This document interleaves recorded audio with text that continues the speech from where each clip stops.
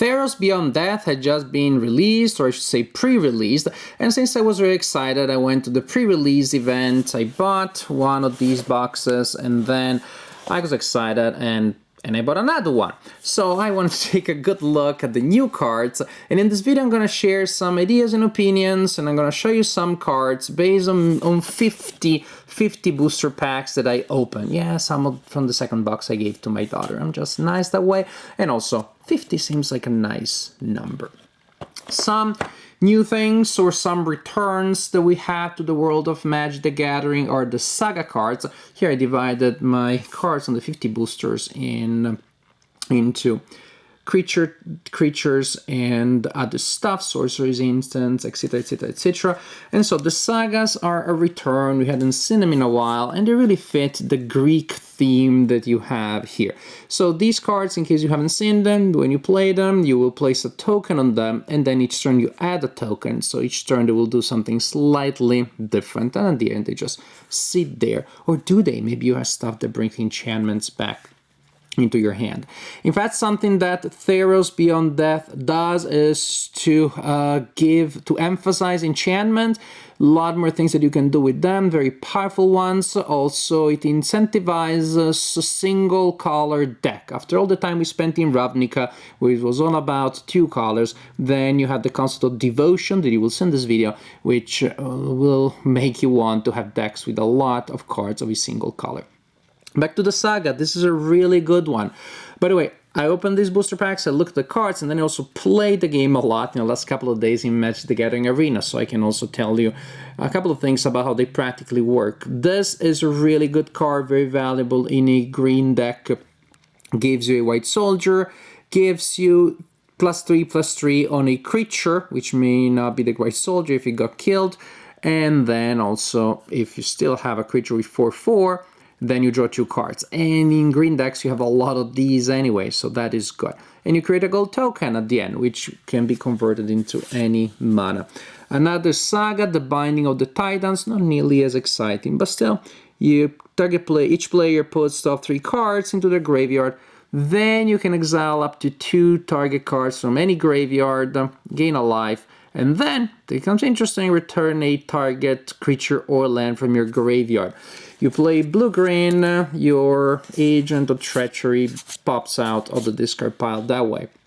And then we have other things. Wolf, always happy because I'm always looking for wolf stuff to add to my Garruk deck. If you want more in detail, you can just pause and read the description of the cards. I'm not going to read them all, otherwise this video will last until the next set is released. Inspire all, prevent all combat damage to be dealt this turn except by enchanted creatures or enchantment creatures. There are a lot of these. Omen, each color has an Omen card. They're not all awesome, but they have pretty impressive art, so I'm going to show them all to you. And you can read the text here. It lets you get a basic land, and then you can do it again. With the escape, sacrifice and to scry. A lot of other effects are escape, which means you get them out of your discard pile, but by spending mana and also discarding cards from the discard pile. So you want to have a good discard pile in this game. And this is a nice little enchantment aura. A lot of things allow you to manipulate auras. This is really one of the main elements of the game. As for the green creatures, we start from the exciting one, this ginormous ancient here, 7 to cast and no other discounts, no convoke, no nothing. You just got to get him out, but then he tramples, and when you tap mana, then you produce endless mana. Which you're thinking, why would I already produced 7, that would be good, but then you use it with the Voracious Hydra, and then the Voracious Hydra is 21, 22, and that's really good. We have the Spider, always nice when you play green. It's always hard to cover the sky, but not if you have reach. And then also this one, whenever the opponent casts an instant or sorcery, boom, you create another Spider with reach, which is good. Scary Neshambor, all creature able to block Neshambor must do so, 10-6, so that's gonna leave a dent. But also, whenever it becomes blocked, then the creature's controller draws a card to balance things a little bit. The champion may not look like much, but on Magic the Gathering Arena, I got my butt handed to me by a Cetacean champion with a lot of enchantments powered up. Because whenever enchantment enters the battlefield, you put a +1/+1. And all of a sudden, those green enchantments that are not that exciting, usually they become a lot more powerful. Renata, this is a card that uses Devotion, which is based on how many symbols of that mana you have. Renata is awesome. I really like her. Her power is equal to your Devotion to green, so how many little tree symbols you have, plus creatures you control enter with an additional +1/+1. This is one of those cards, again, that incentivizes monochromatic decks. I love the Destiny Spinner also. Creature enchantment spells you control can't be countered. Take that, blue decks. And then you have this other ability here, which is a target land you control becomes an elemental, similar to what Nissa used to do. The Petitioner gives you life equal to your Devotion, so 6, 7, 9, 10, not impossible. And then I'll just go through some of the other cards. Again, feel free to pause at any time so you can read the text. And then, why not also look at some of the weaker ones, because each deck still needs a little cute one mana opening creatures. The snake is pretty much what the scorpion used to be, but with different art. It's good to have a cheap Death Touch creature, because those Ajani Primates, somebody gotta stop them. Red sorceries and instants. We got this saga here. Until the end of turn, a target creature gains trample plus X plus 0, where that's the number of lore counters, so this becomes more powerful until the target creature you control fights one target creature you don't control. And by then you should have some really big ones. The Purpurus, that's the explanation, the pronunciation invention. One of these things. This is the good one. Purpose intervention takes twice X damage to a target creature or planeswalker. So that can be tough, but also create an X1 red elemental with trample and haste. Not bad. Fragile, but that turn will do auto damage. This is interesting. It's a powerful one, deal 4 damage to each creature, but in a red deck then, well, I don't see how we would go with those aggro decks full of goblins and with the Cavalcade of Calamity protecting them, because you may be doing more damage to your large armies than to the opponent. Each Nolan card in your graveyard has Escape. Again, we can play it from there, so that's good. Underworld Fires deals 1 damage to each creature and each planeswalker. Again, not so good in your own aggro deck. Maybe finally we're gonna have red decks with big stuff. The Omen is a flash and it does 2 damage to any target. So why is it different from Shock? Because you can also play it later to scry. And now I'm gonna show you some random cards from here. Pause and read. Red beasts or red creatures. The big Ox of Agonas enters the battlefield, discard your hand and draw 3 cards. Pretty good in later phases where you have fewer than 3. Again, the escape, you exile 8 of the cards, so the escape cost is pretty high here, but then it comes back and it's a 5/3. Phoenix of Ash. You really want phoenixes in a Greek mythology-inspired world. This is what it does. Tectonic Giant, really neat. Whenever it attacks, so it becomes the target of a spell. Then it deals 3 damage to each opponent or exile the top 2 cards of your library. Choose one of them and you may play it. So this is a tough one. Love the art of this one. And his power is equal to the devotion to red plus the other abilities that you see here. Annex, hardened in the forge. Again, his power is equal to devotion to red. I want to show it because of that. And when it comes to, again, the weak people that you need to have in your army, this is a good one, because when it dies, it's cheap to cast, and when it dies, it does 2 damage to a target creature or planeswalker. You may get lucky and this one may kill planeswalkers, so that is neat. Other things, this one is very specific. You need to use a specific land to trigger that ability and for that to really be worth it. And again, pause and read to get a sense. This is not bad. This is okay. Alrighty. Oh, this one is an interesting one. And after the blue, after the red, we get a little cooler. With the blue, we got more sagas here. Ooh, shiny. This is a powerful card because you can look up to X cards in your library, put 2 of them in your hand, the rest at the bottom in a random order, similar to a Drawn from Dreams. Or you can counter a target spell that its controller, and this controller pays twice X, and they're not gonna pay it. That just never happens. Well, especially if you plan accordingly. Ashok, the weirdest planeswalker of them all. When this enchantment enters the battlefield, you exile a target spell. The opponent can cast spell with the same name as the exile card. So this is a gift that keeps on giving. Strength Dismissal. It's pretty much like Unsummon. It costs the same, but it can target a creature or an enchantment with all the enchantments that you have here. This can be useful. Of course, it's only the ones that an opponent controls, so you cannot use them on your own to save them, or again to use the trick with the Agent of Treachery, bring it back to your hand and use it again. When the Omen of the Sea enters the battlefield, scry 2, then draw a card, and again you can use it again. And then, as we did before, general, pretty much random look at some cards. For the creature, the Kraken, I just got destroyed this morning by a player that used the Kraken against me. Whenever you draw a card, you may pay 1. If you do, you put a +1 counter on the Kraken and create a blue tentacle token. That's self-explanatory. Well, it doesn't have to be great, but in practice, it often will be great, especially in a blue deck.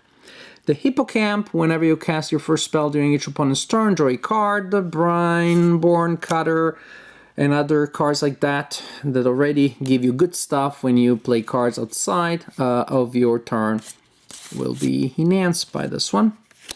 Brineborn Cutthroat, I mean. The Strix, the Sudden Storm, flash and flying, and spell with converted mana, a cost of 5 or greater, costs 1 less, and can be countered. Big pain. Protean Thaumaturge, Constellation, which is a general effect. Whichever an enchantment to battlefield under your control, you may have the guy become a copy of another target creature, except it has that ability. I like this one. Cheap, simple, but fun. Because it's flash and flying, so play the player's turns, enters the battlefield, and the target opponent gets -X, -0. Can be useful based on your devotion. Callaphe, Beloved of the Sea, power equal to devotion to blue. Again, just to give you an example, some cards that have devotion. There's a card that I have a ton of, and that's the way it is when you buy 50 booster packs, when you open 50 booster packs.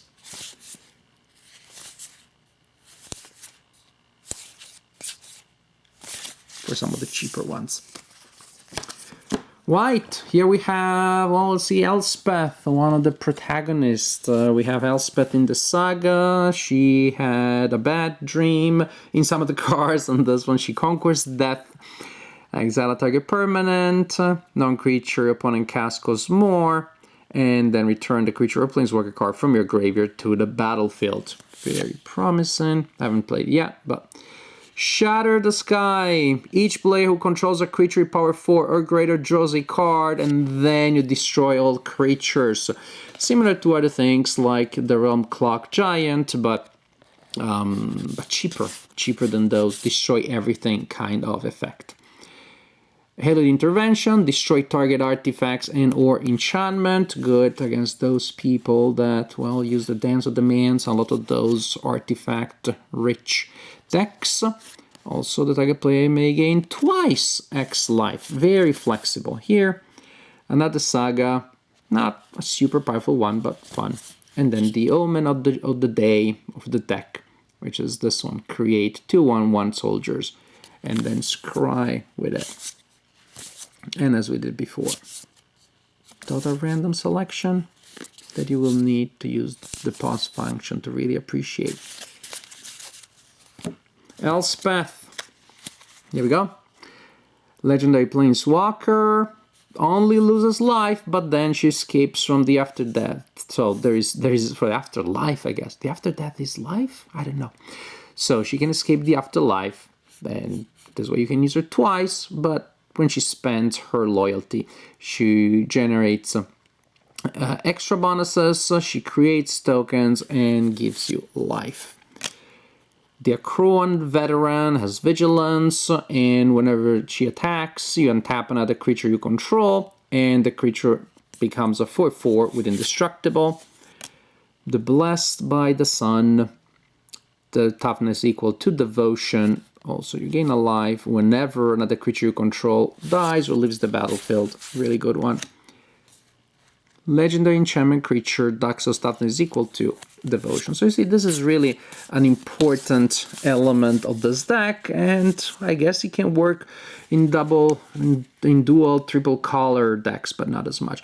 Giants, also I didn't show many of them, but there are more giants. I'm still wondering, daydreaming sooner or later to have a deck with only giants, but we need some small giants you can cast early on. But we got a giant here, which is not a bad giant when it comes to giants. Come on, it would be so fun a deck only with giants. With, of course, the Uncloaked giant, the Bone Crasher giant, there's giant here, but we need more stuff. More giants. Black, because everybody loves to go dark from time to time, with the Erebos Intervention. Target creature gets -X, so you just kill it, of course. It's not that expensive to murder things this way. And you also gain life in the bargain, or you exile up to twice X target cards from graveyards. Told you that Elspeth is not sleeping well these days. She has nightmares. Destroy a target creature opponent controls with power 2 or less. You choose a non-creature, no-land, and you force the opponent to discard, and then you exile their graveyard. Take that, blue-black decks. The Omen of the day, the Omen of the deck is here, which is return a target creature from your graveyard to your hand, and then scry in the bargain. Like this one, whenever the opponent draws a card, deals 1 damage to the player. And then this one, the Treacherous Blessing. It gives you 3 cards, but then whenever you cast a spell, you lose a life. So make sure that you have a plan to move quickly after you play that one. Mire, it's nothing special, but can be effective because -3 is basically a cheap murder for a lot of creatures, especially if you combine 2 of them. Black does what black does, which is drive people in the underworld. Exiling, destroying. This is a nice one. You enchant a creature, and at the beginning of your upkeep, you sacrifice a creature, so you can choose to kill that one, or if you want to keep it, because the opponent played this one on your thing, then you can destroy other creatures to save this one. If you have a red deck, Rakdos, and effects triggered by sacrifice, actually it could be good that you have the ability of sacrificing your own creatures so easily in case you can't find your cat and your Oben. And then we have the black creatures. We have a Ginormous Demon. We have a Lamia with lifelink, 4/4 lifelink, never good. This one is a pain in the neck when they play it against you, because when there's the battlefield, the opponent loses X life, where X is your devotion to black, and you gain that much life. So a lot of devotion, you do a hit for 8, and you gain 8. The differential alone is just staggering. Chosen from the Death is not a bad card, because this time the toughness is based on devotion to that color. Oh, they should be together because I'm a little OCD about that. And then somebody that creates goats, and then you can sacrifice the goat or other creatures to scry. Other random. I don't mind the Catoblepas, it's pretty fun.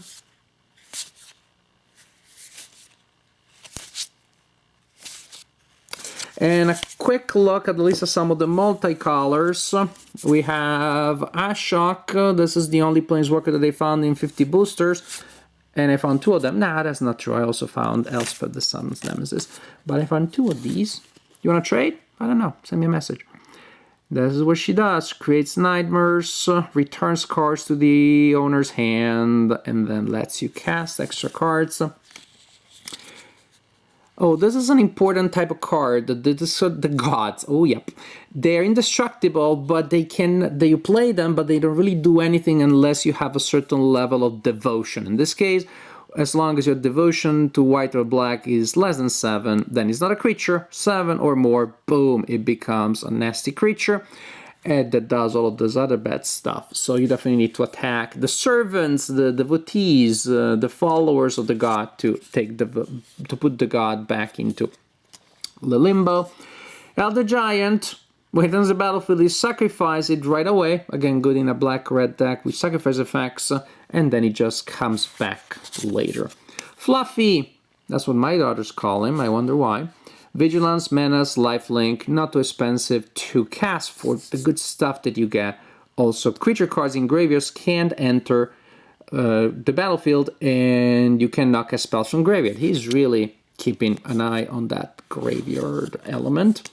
And the Bronze-Hide Lion, majestic beast that also becomes indestructible for not that expensive. And then you have the Achilles type that will be indestructible or has protection from from several mana cost effects. As for artifacts, nothing truly super exciting, some, but not many.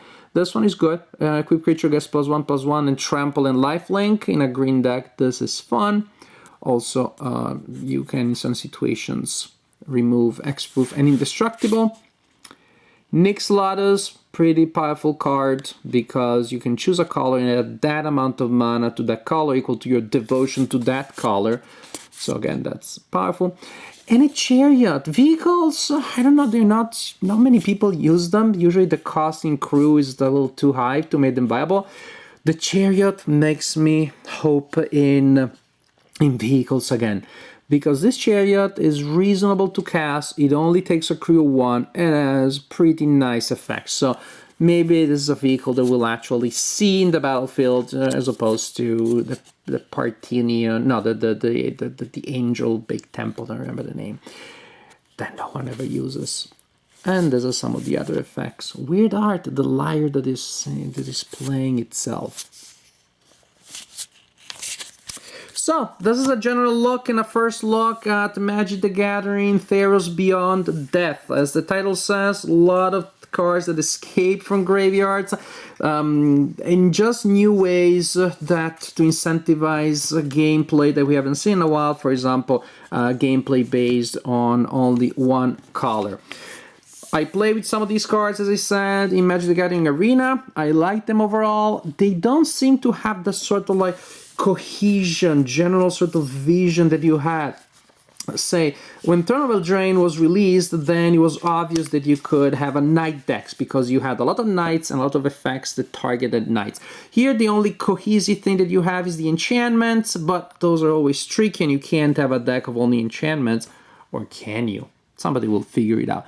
In general, it looks to me like people are going to add these cards to previous sets. I don't know that there's going to be full, Theros decks designed around just Theros stuff, the way, again, people have designed stuff around Eldraine and other previous sets. But the stuff that we have here is fun. The production values are always high, as you expect from Magic the Gathering. So, we're going to have fun with this set. I'm sure I am gonna, and I hope you have too.